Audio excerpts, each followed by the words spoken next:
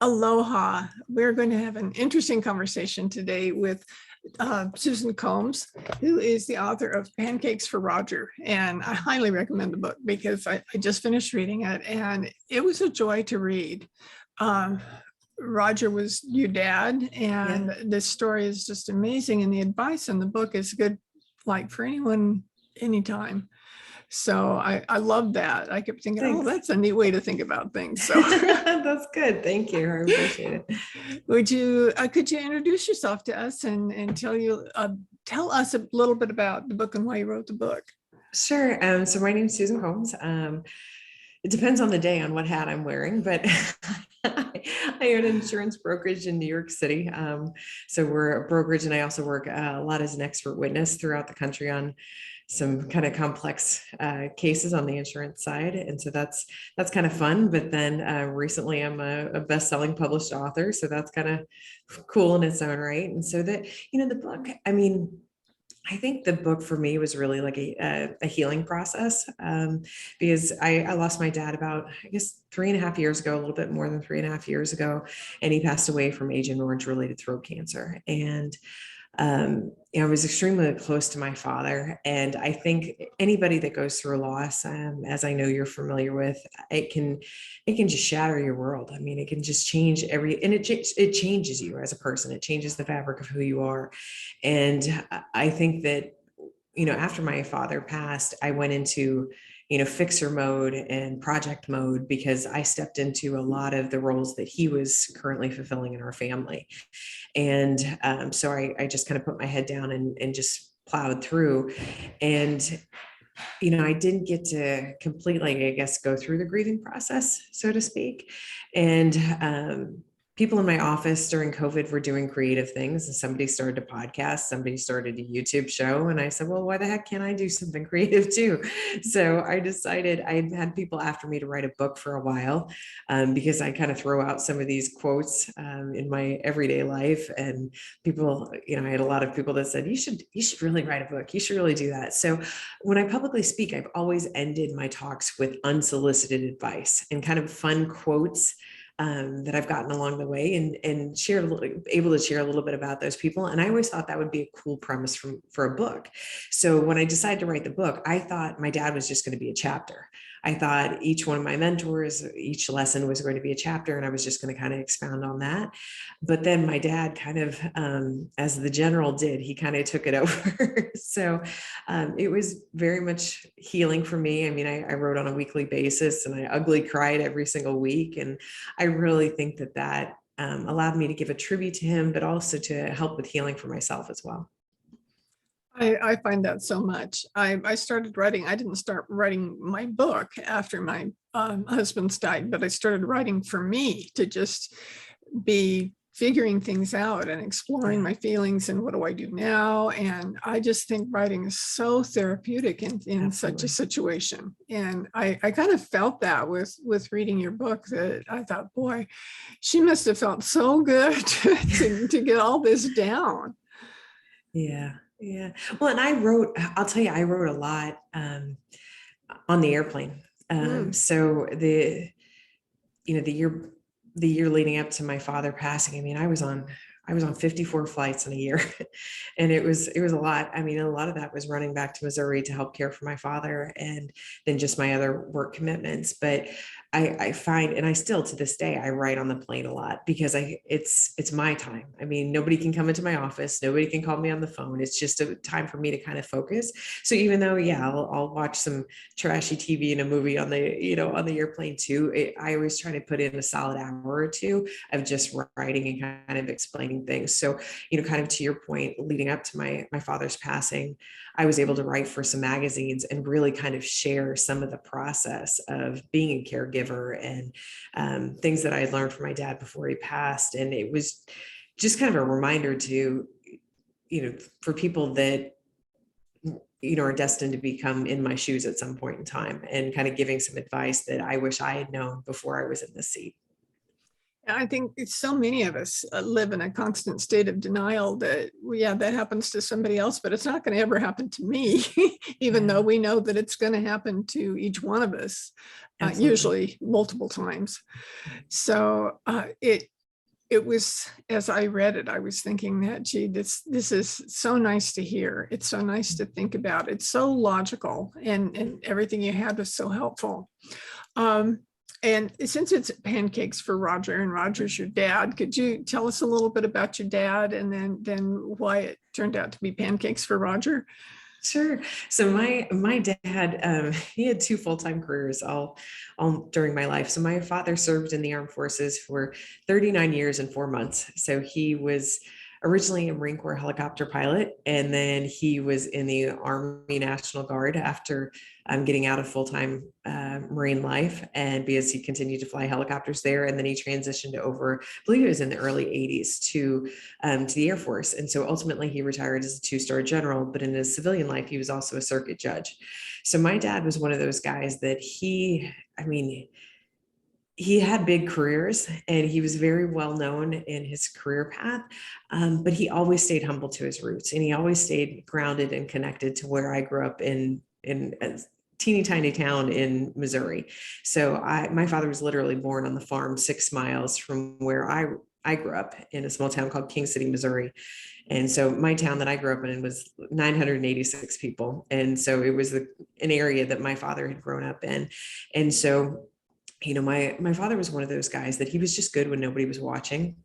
And one of the things that I learned through his passing is, I knew he was good. I knew he was great. He was my dad. But how many people just really respected him and really valued his lessons that he taught these people, and the mentorship. And so many people reached out to me after he passed and said, oh my gosh, I have a story for you about your dad. And so, what that did for me is, when I've known somebody that's had a loss and I have a story about their loved one, I always remember to share it, because I know how much it means to me when people still today share those stories with me. And I think sometimes, kind of what you said earlier about, we're all going to be in this seat, and nobody gets out unscathed, right? And I think sometimes it's a secret club. I mean, I call it the Dead Dads Club, and it's a secret club you never want to join. You never know about it until you're inducted. And it's one of those things that I think you can sympathize, but I don't think you can truly empathize until you've been in the seat. I agree with you there. I know when my dad died, I was born late in my parents' life, and so all of my friends my age were not losing their parents at the Yeah. time that I was, and so he died very suddenly, and I just didn't have anybody at that point to talk to about it, because Yeah. none of my peers had been through the experience yet. Yeah. Yeah. And that was a challenge. It's really nice to find people that have had that experience, so that you can relate and see Yeah. the what you're experiencing is okay. My dad was a veteran, and he was very active in the Veterans of Foreign Wars, and Mm. was the state commander of California. Oh, wow. So it was kind of a big deal. He was really, really involved, and Yeah. serving veterans has always been Mm. a big part of our life. And so I was Yeah. very interested with what some of the proceeds from your book go toward. Could you tell us Yeah. about that? Sure. So Pancakes for Roger. So the full title of the book is Pancakes for Roger: A Mentorship Guide for Slaying Dragons. So it's a bit of a mouthful, but part of the proceeds of the book, in perpetuity, will go to the University of Missouri School of Law Veterans Clinic. So this is a clinic that I've gotten involved in since my father's passed, and they provide free legal services to veterans and their families navigating the VA claims and appeals process. So if you've ever been involved there, I mean, it can be arduous. And I mean, there was one week after my father passed that I logged 14 hours on the Mm. phone in one week with the VA, with the Department of Veterans Affairs in Arlington. And it was just, I remember on a Friday, I talked to one of my brothers, and I just kind of recanted my week. And he said, well, is there anything I can do? And I I said, well, not now. I can't. But, and so, and where the whole like premise from Pancakes to Roger comes from is it's kind of become a movement. Some people that may be listening have been caregivers, and they've realized, what it means when somebody has a feeding tube or somebody's on oxygen, and some people don't. So if you've never encountered that, I mean, if somebody's on a feeding tube, that's how they get their nutrition. And if they're on oxygen, if their oxygen levels get too low, then there can be some confusion. So my father and I had a very regimented schedule. I moved from New York City back to Missouri for the summer to help care for him before he passed. And he and I get up for the gym, I check on him, I go to the gym, I come back, check on him, shower, check on him, and then we'd be off to the races for the day, so to speak. And one morning I was coming down from the shower after being at the gym, and he was sitting at the table, and he had set the table. And I looked at him, I said, well, Dad, what are you doing? And he said, I want pancakes for breakfast. And I looked at him, and it broke my heart, because this is a man that had a feeding tube for a year, and he never once complained about not being able to eat what the family ate. And I knew that for him to ask that, it meant that his oxygen level was low and he was having some confusion that day. And I said, oh, Dad, I said, there's nothing more I want to do than give you some pancakes. But I said, you got a feeding tube and you're on hospice, and we have a DNR. And if you choke, we're done here. And I just don't think we're quite ready to be done yet. And he looked at me and he said, oh, yes, I can. Matt said I could. And that's my brother that's a nurse. And he wasn't there that day. So I knew we were dealing with some confusion. And so I looked at him. I said, well, let me see what I can do. And so I heated up his tube feeding formula, because he always wanted it heated up for 14 seconds, never 13, never 15, always 14. The general wanted 14 seconds. So that's what he got. And so I put it on the table, and he said, what's that? And I said, well, there's your syrup. And so his oxygen levels kind of started rallying around, and he looked at me and he just kind of smiled, resigned. And he said, okay. And so after he passed away, I shared that story with people. I shared it, and it was just heartbreaking for me at first. And after my father passed, a few weeks later, I came back to New York, and I took one day off work. And my husband said, let's go to the diner and have some pancakes for your dad. So that's where the whole kind of idea and the premise behind Pancakes for Roger came from. So my husband took a picture, we shared it on social media. I told the story and said, hey, so if you're so inclined, go have some pancakes for Roger, because he can. And so it's just an easy, quick reminder to remember, all about the little things, because the little things in life are what add up to be the big impactful things in your life.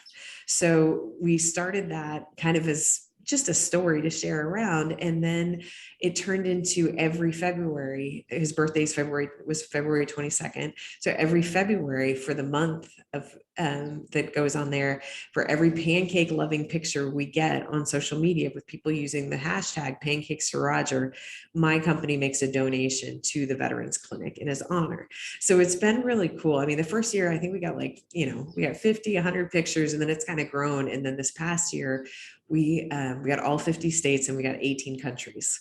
So it's really been so cool. And people are people are tagging people, their cousin in Idaho, saying, go have pancakes, do it for veterans. You got to get it done. And so that's, that when my dad kind of took over the book, it was just obvious what the title needed to be, because of the movement that we had started a few years prior, just to honor our veterans and to, help the clinic out along the way as well.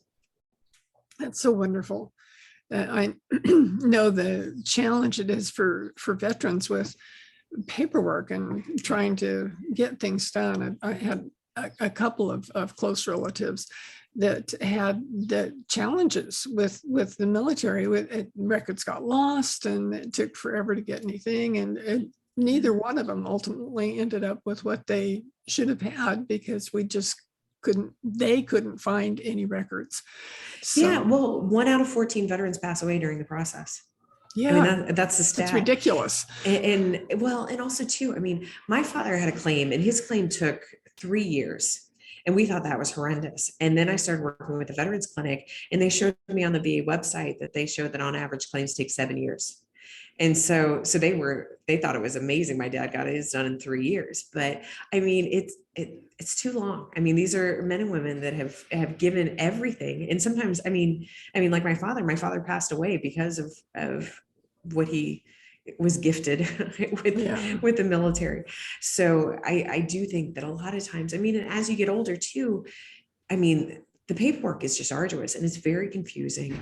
And sometimes it's you check the wrong box or you don't understand what they're wanting. And then it keeps getting kicked back for more information. And then also too, if you're working with a doctor and say they're a civilian doctor, they don't understand that the letters that need to be written have to be done in a certain format to go through the process. So, you know, a lot of times people think, oh, you have to be a University of Missouri alumni or have to have a connection there to be able to take advantage of the work they're doing. And that's not true. You just have to find them. So a lot of times people ask me like, well, are there other veterans clinics out there? And of course. So Syracuse and the University of Missouri are kind of known as being the most successful and you know, getting benefits. I mean, the University of Missouri one has been around since 2014, and they've brought in over $10 million in back pay for veterans. I Wow. mean, it's been incredible the work that they've done. Wow. But I always tell people to contact your local university. I mean, you know, usually it's probably not going to be like a smaller community college, but, you know, a university that's large enough to have a law school, they might have a veterans clinic. So I always tell people to reach out locally first if you can. And then if you can't, I mean, people can go onto the website pancakesforroger.com and they can shoot me a message and I can connect them to the right people as well. That's so wonderful. I think a lot of people don't get the benefits that they should because they just don't know how to go Don't about know. it. You don't know what you don't know. I mean, especially if like say the veteran is ill. I mean, Mhm. and then you're dealing with civilians that just they don't know what a DD 214 is. You know what I mean? And they just don't even know what they're supposed to do. So that's, I mean, but there are a lot of great advocacy programs out there that will help families and help the veterans, but you just have to be able to get to the right one for you. And that's so true. And I hope people that are listening to this, if you know somebody who is a veteran and having a challenge or just never got around to doing anything Mhm. about it because they couldn't figure out how, do something, you know, check this out Yeah. and see because things can be done. I just think it's so tragic when people don't get what they're entitled to for what they did, especially when they've been serving our country. Yeah. Well, It's I mean, even like when my father passed away, I mean, I've been very fortunate that, I mean, I grew up around so many military people and they have a big part of my heart. And, you know, I sat down and I had the tough conversations with my father before he passed. And so I have spreadsheets. I mean, my dad even told me who the plumber was, who to call to sell the Winnebago to. I mean, I have a spreadsheet, but, you know, he even told me who to contact from the military that were friends and colleagues of his that would help me with that stuff. Because I mean, yeah, I grew up military, but I didn't serve. So I only know so much. And, you know, I mean, and, you know, one of the gentlemen, George White, he was also a general that worked with my father.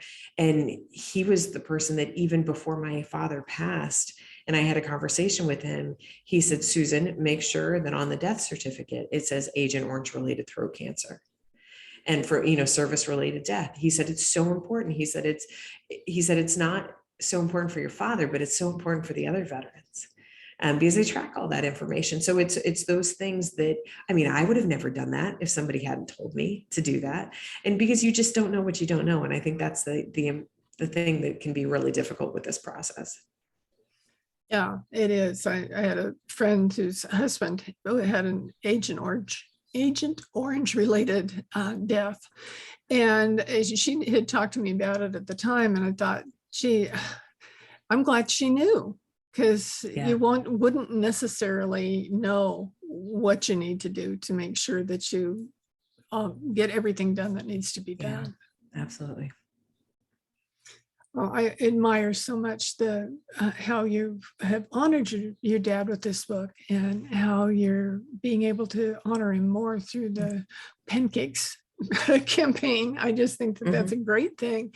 You know, we often think about, gee, I wish there was something that I could do to honor my loved one. And there's always something. Yeah.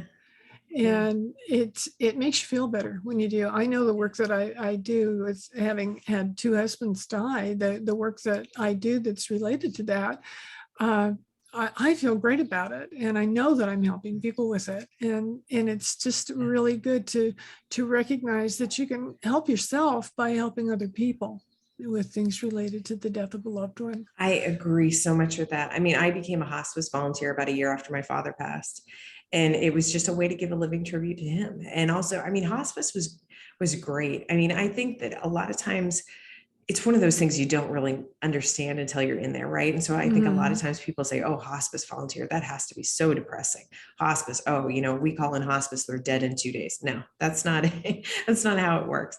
So, I mean, with hospice, it's for the whole family, and it's a support system for the whole family. And, and then they follow you for 13 months after the loss. So you can have support with, just, counselors and chaplains and people that can give you kind of some support that way. And I also think that helping others just, it gets you out of your head. And I think that sometimes we can just focus so much on the negative and the sadness. And, I've never been a depressive person. I've been very fortunate that way, but I also was very similar to my father that, if something's not going your way or you're having a bad day, it's, move a muscle, change a thought. And so if you can go do something and you help others, that it's totally going to make your day so much better. Oh, it is. It is. I have a dear friend here in Maui where I live who is a hospice nurse. And she actually has gone on to be a nurse practitioner, but she hasn't given up her hospice work because she just loves it. She kind of does a little bit of everything.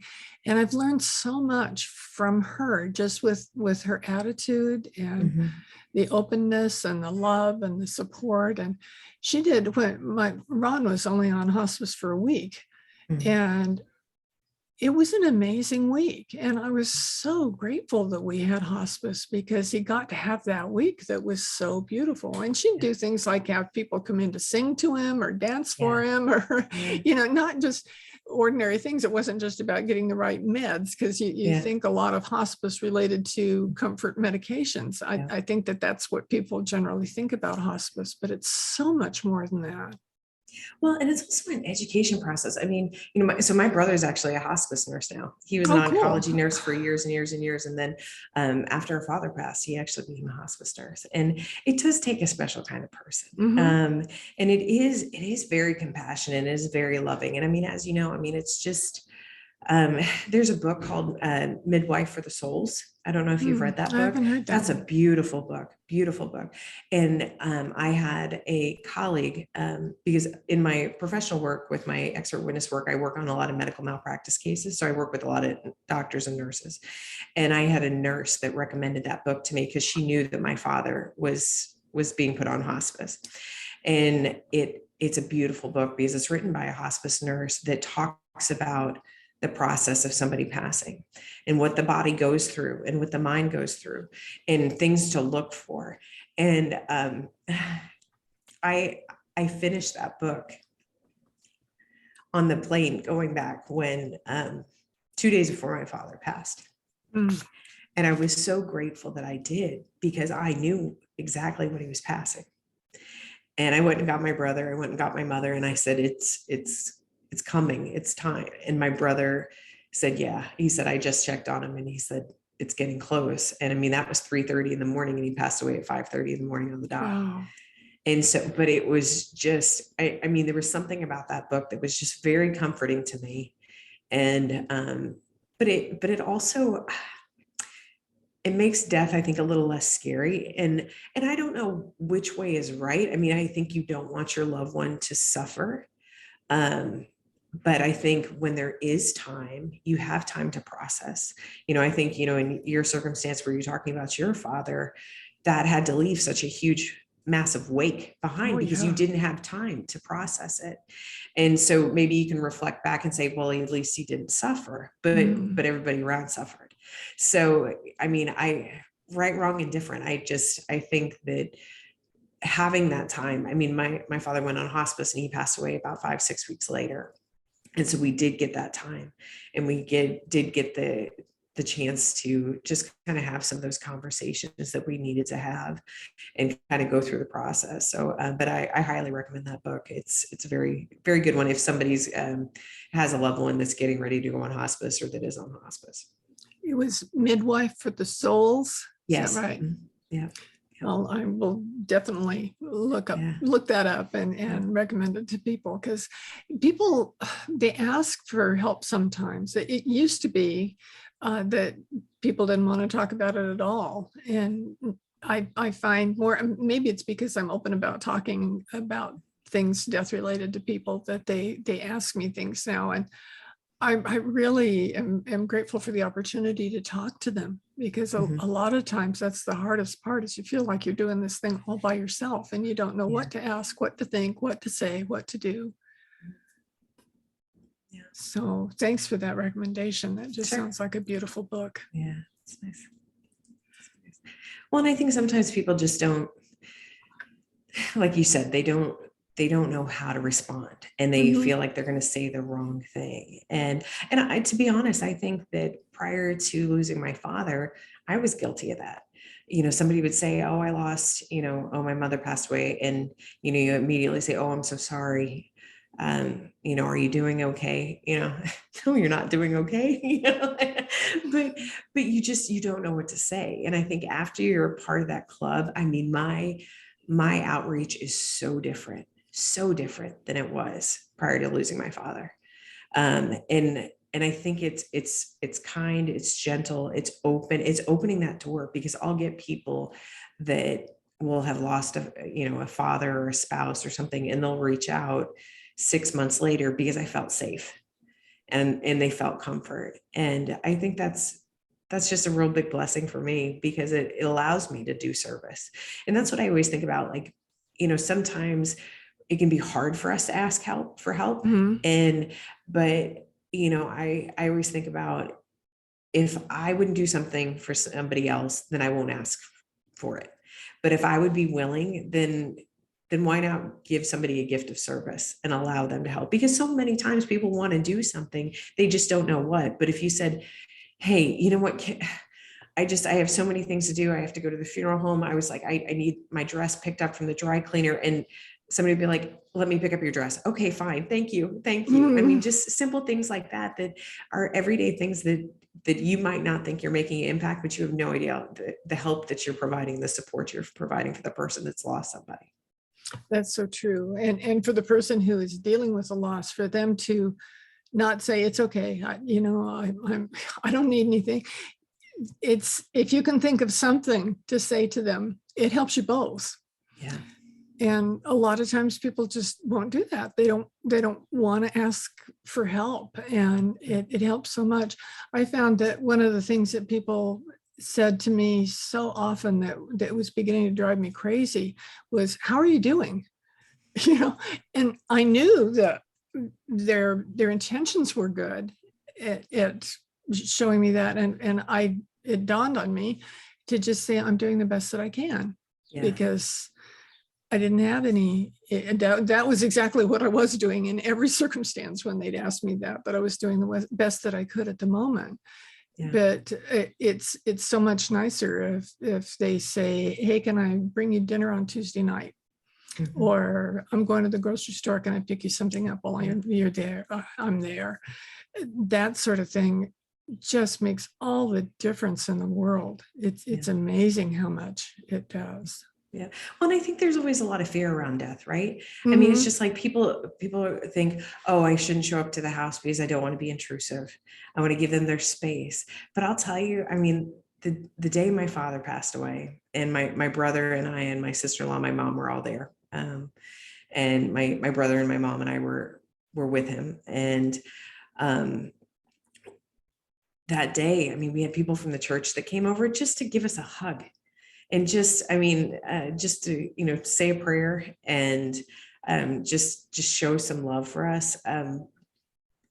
There was a couple that were very, very close friends of my parents, but they had moved, but they knew that my dad had passed, and they drove up and brought dinner and just sat and visited.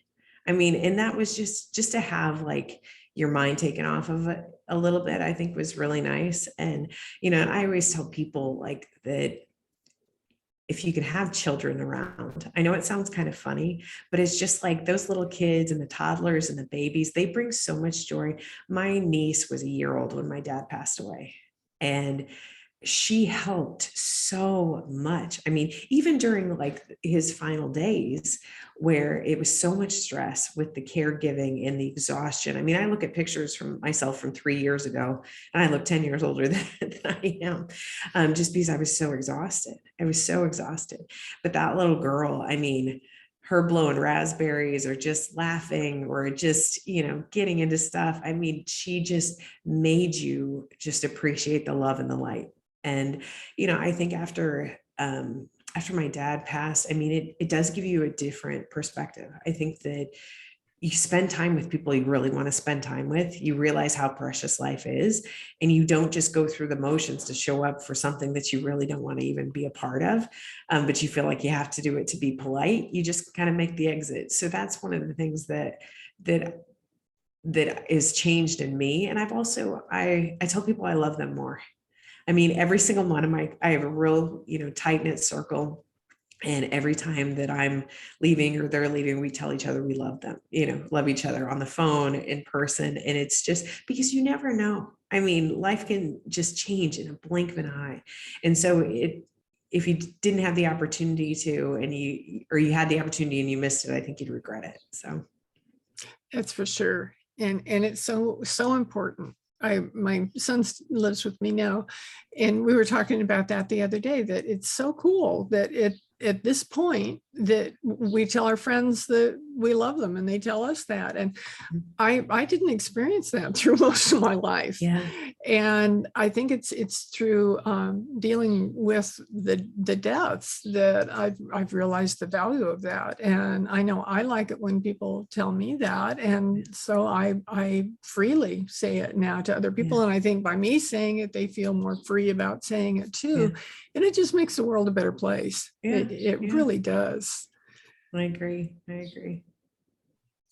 Well, this has been such a wonderful talk. I would like everybody to have some pancakes for Roger. I'd appreciate it. That would be great. And send pictures in February.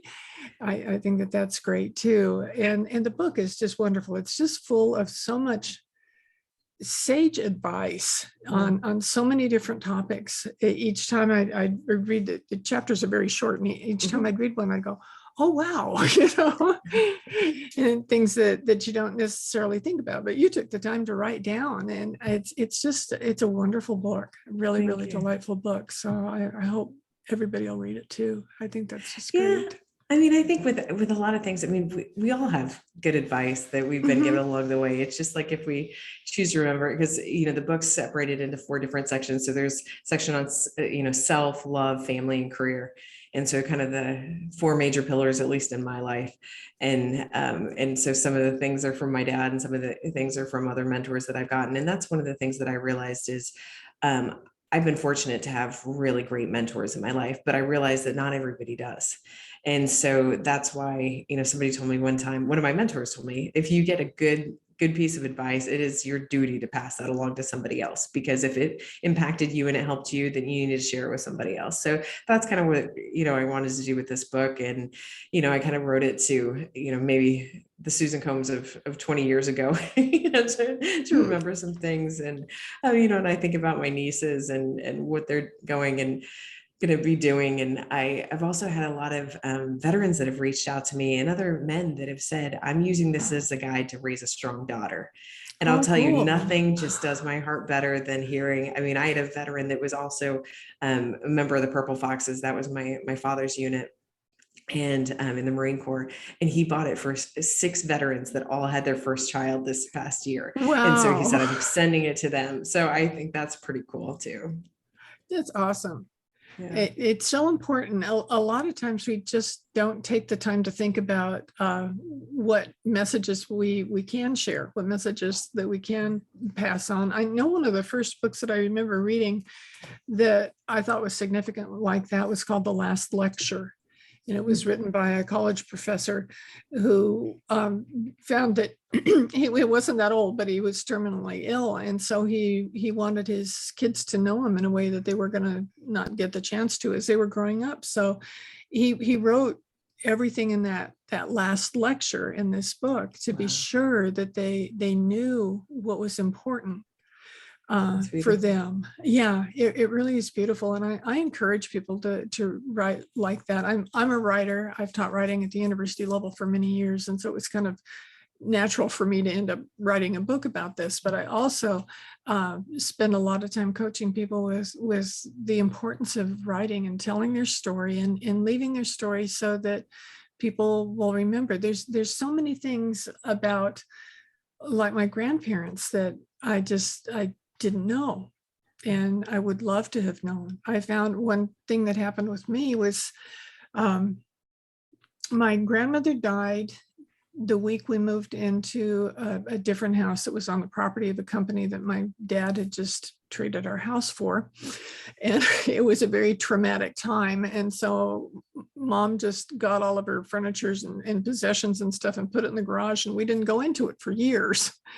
And when I was getting married, she said, you know what, I think I still have the little ceramic bride and groom that we had for the top of our wedding cake. Let's go see if we can find it. So I thought, Wow. cool. So we went out, we started digging through these things that we hadn't been through since Wow. grandma died. And one of the things that we found was this box of love letters. It Yeah. was beautiful. That handwriting that they had back in Yeah. those days was just gorgeous, and they were tied with ribbons, and they were so beautiful. And I found out a lot about my grandmother that I didn't know. I Yeah. didn't realize. I had kind of heard, but I hadn't really put it together that she had been married before she'd been married to my grandfather, but I knew nothing about that marriage. And it turned out that um, they lived in a farming area, and her husband worked about 25 miles away from where they lived. So he'd be gone all week, Mm. and they'd only get to be together on weekends. So every day they would write each other these Oh, gorgeous letters. that's And sweet. one day he got sick at work, and so they put him on the train to send him to the hospital because there wasn't a hospital anywhere nearby. And he died on the way to the hospital of Oh, appendicitis. gosh. And I didn't know all this, and it Yeah. gave me such a totally different image of my grandmother Yeah. and who she was and what she'd been through. And I thought, boy, I wish I would have known about this so that she could have Yeah. told me the stories. And those love letters were so gorgeous, and I Yeah. knew that she had a very special part of her life that I never knew about. Yeah. So anytime we can share things that are lessons for the people that come after us, Yeah. our people in our families, or they don't even have to be related. If there's Yeah. something that you can share that helps other people, it's such a beautiful gift. Yeah. I agree. I agree. So anyway, that was a big long story about that. It just popped into my That's mind. great, though. I appreciate Yeah. it. It just shows the value of talking and Mhm. of writing things down, and don't wait till another day to have a conversation, because you don't know when you're not going to be able to do that. Absolutely. Yeah. Very true. So true. Well, this conversation was absolutely lovely, and Thank you. I'm sure it's going to reach a lot of people. And I think there's going to be a lot of smiles involved, Yeah. and also compassion. This was a very compassionate conversation. So thank you so much for coming and sharing your time with us and your book. And um, you're just making the world a better place by what you're Oh, doing, and I appreciate thank you that. so much, Emily. I appreciate your time too. And for our listeners, we'll see you again next week, and have more wonderful things to share with you to help you on your way. Aloha.